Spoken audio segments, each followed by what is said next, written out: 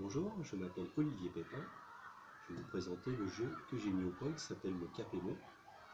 C'est un jeu mathématique, enfin vidéo-éducatif, qui s'adresse à des enfants à partir de 8 ans, de CE2 et au-delà. C'est joué pour toute la famille. C'est un jeu qui peut être travaillé, que j'utilise en classe personnellement, et qui peut être aussi joué à la maison ou ailleurs. Le principe est assez simple. Pour chaque joueur qui dispose d'un bateau, c'est être le premier à faire le tour du plan d'eau, du petit parcours qu'on aura défini au préalable. On peut mettre les bouées un petit peu où on veut, et c'est le premier qui arrive à faire le tour complet. Alors je vous présente d'abord le matériel rapidement. Donc, chaque joueur va disposer d'un bateau, d'une ardoise, petite ardoise avec le marqueur. Il y a aussi des balises pour marquer le départ et l'arrivée. Et puis bon, ici vous avez les bouées. Parce que le parcours est à géométrie variable, on peut décider de ne mettre qu'une bouée, de faire un aller-retour, ou de mettre plusieurs bouées, de les éloigner, d'augmenter un petit peu la difficulté. La partie, environ, la durée d'une partie est de 15 à 15-20 minutes, pas plus. Donc, chaque joueur dispose d'une ardoise. Vous avez le plan d'eau, c'est là que c'est indicatif au niveau du jeu et de l'objectif, qui est coté de 1 à 50. Vous avez un sablier. Vous avez aussi ces petites barres qui vont permettre au bateau d'avancer et un boot particulier qui sera intéressant de saisir peut-être à certains moments. Tout ceci sert à faire avancer les bateaux. Vous avez aussi ici une petite balise qui est disposée sur le nombre 41 en début de partie. 4 dés, un dé à 6 faces, à 4, à 8 et à 12. Le principe, c'est un principe qui n'a rien de nouveau au demeurant pour le démarrage, c'est le principe du compter bon. C'est-à-dire qu'il s'agit de trouver un nombre en particulier, qui n'est pas imposé, vous allez voir.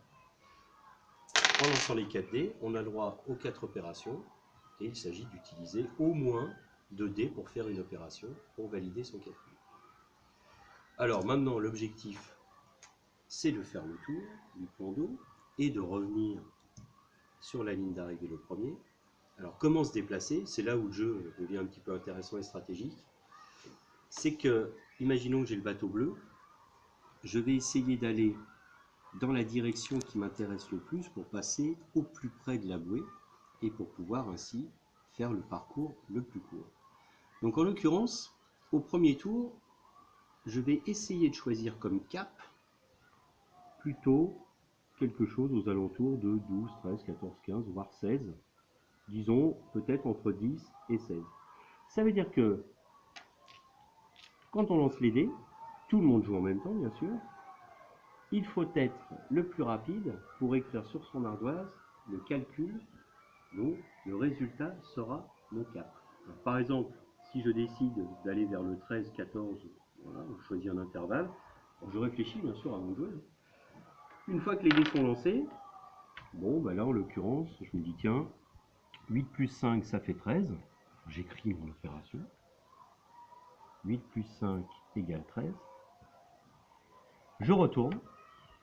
Et quand j'ai retourné, je peux saisir le bâtonnet qui va être le plus propice pour me faire avancer. Alors évidemment, en général, on choisit le plus long.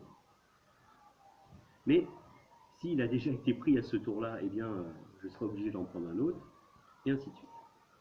Une fois que tout le monde a joué, on a retourné, j'ajoute que le premier joueur retourne aussi le sablier, ce qui va laisser aux autres 30 secondes pour finir.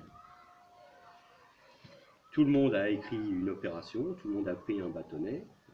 Si je suis au premier tour, si je suis le premier à avoir pris mon bâtonnet, je vais donc montrer mon calcul aux autres. C'est là que c'est intéressant au niveau pédagogique. C'est-à-dire que je prouve aux autres que mon calcul est juste. 8 plus 5, 13. Vous êtes d'accord? Oui. À ce moment-là, je mets mon bâton en direction du 13. Je suis en contact, mon bateau doit être en contact avec le bâtonnet, direction 13. Et je le pose ici. Voilà. Et je remets le bâtonnet dans le pot. Le joueur suivant peut-être a pris quelque chose, lui il a quelque chose. il a été peut-être en direction du 6, et ainsi de suite. Si je me suis trompé, je n'avance pas. Si je n'ai pas écrit mon calcul en entier avant la fin du sablier, je n'avance pas non plus. Donc, on peut jouer un peu sur la vitesse, on peut jouer aussi sur un petit peu la stratégie, essayer de faire des choses. Alors, donc, l'objectif n'est pas d'atteindre un nombre cible, mais d'atteindre plutôt le cap qui me fera avancer le mieux. Donc, en l'occurrence, au démarrage, c'est plutôt ça. Au fur et à mesure du parcours, comme vous pouvez le voir, les cotes deviennent plus importantes et donc les calculs vont être un petit peu plus difficiles au fur et à mesure du parcours. Quand je suis ici, pour finir, je dois aller plutôt vers les cotes entre 40 et 49. Donc, il y a un petit peu plus de difficulté au niveau du calcul. Alors, il y a une chose importante, vous avez vu, je vous ai dit au départ qu'il y avait un boot. Alors, ce boot, lui, c'est le seul qui répond à une contrainte. C'est-à-dire qu'au départ, au premier tour, je mets cette balise orange sur le 41. Ça veut dire que si je veux me saisir du boot, je devrais absolument, par le calcul, obtenir 41. Voilà, je lance les dés. Voilà, ça se passe bien. J'ai 11 x 4. 11 x 4 égale 44. Égale 44. 44 moins 3 est égal à 41. Je retourne. Et là, je peux saisir le boot ici.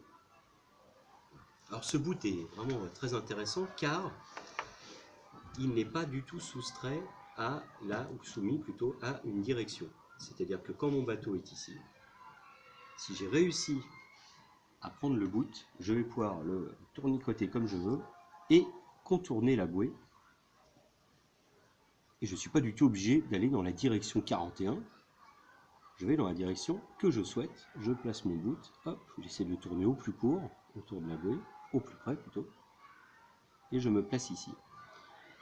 Si j'avais pas utilisé le boot, j'aurais dû aller peut-être dans la direction 28, puis le tour d'après dans la direction 32, et puis ainsi de suite. Donc la partie continue de cette manière.